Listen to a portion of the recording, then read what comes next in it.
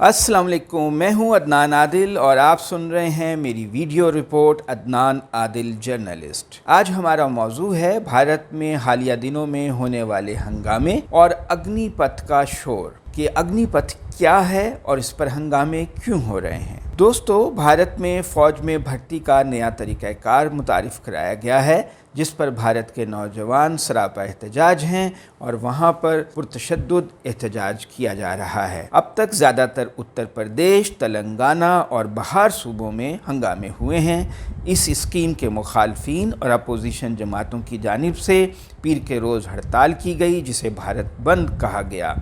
कई रियासतों में इम्तिहानात मुलतवी हो गए, तालीमी इदारे बंद रहे, सरकारी इमारतों, इमलाक, बसों और रेल गाड़ियों को आग लगाने के वाक़यात रिपोर्ट हुए। हुक्मरान बीजेपी के रहनुमाओं और ओहदेदारों के घरों पर हमले भी किए गए।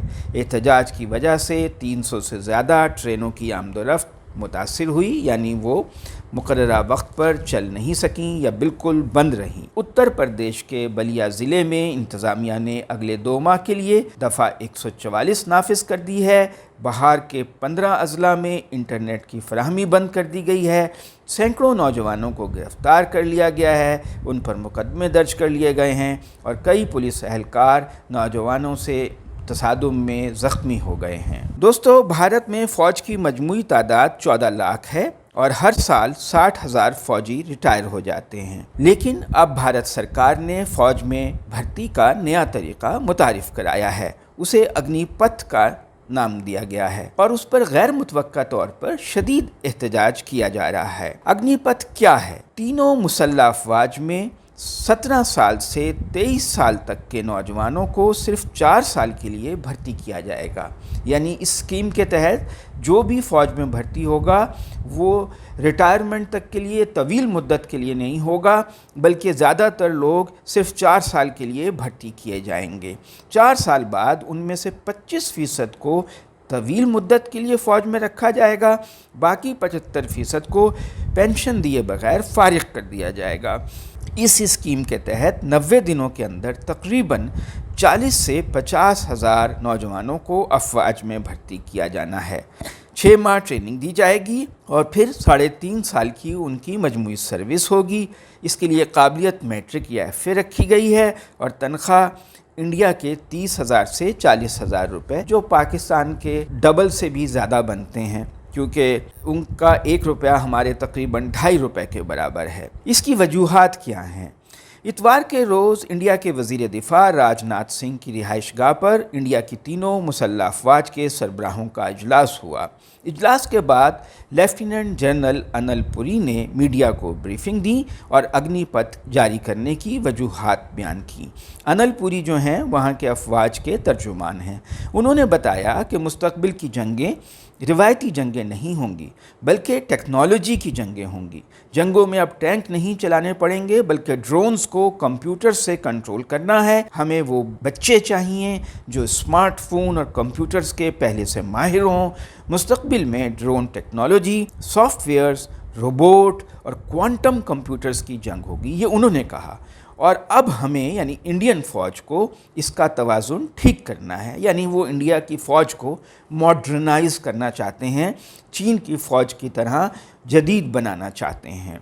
एक रिपोर्टर के सवाल के जवाब में अनिल पुरी ने कहा कि मुश्किल महाज़ों मसलन सियाचिन जो पाकिस्तान के साथ लगता है और उस पर उनकी जंग है, लद्दाख वगैरह में उधेड़ उम्र फ़ौजियों की अमवात और सेहत के मसाइल बहुत बढ़ गए हैं। अनिल पुरी ने रिपोर्टरों से कहा कि मैं बाद में आपसे तफसीलात शेयर करूंगा और ये तफसीलात ऐसी हैं कि उन्हें देखकर आप परेशान हो जाएंगे।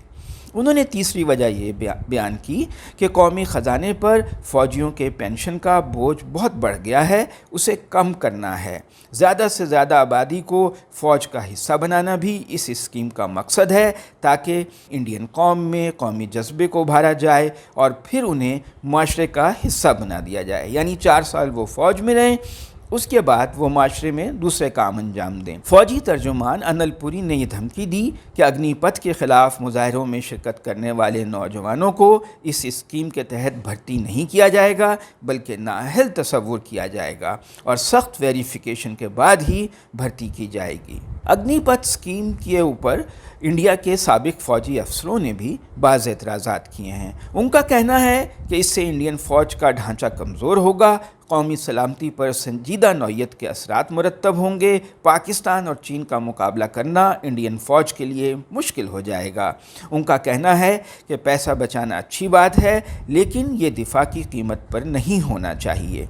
एक तजर्बेकार सिपाही की मौत के बाद उसकी जगह एक ऐसा सिपाही लेगा जिसका तजर्बा 3 साल से ज़्यादा नहीं होगा।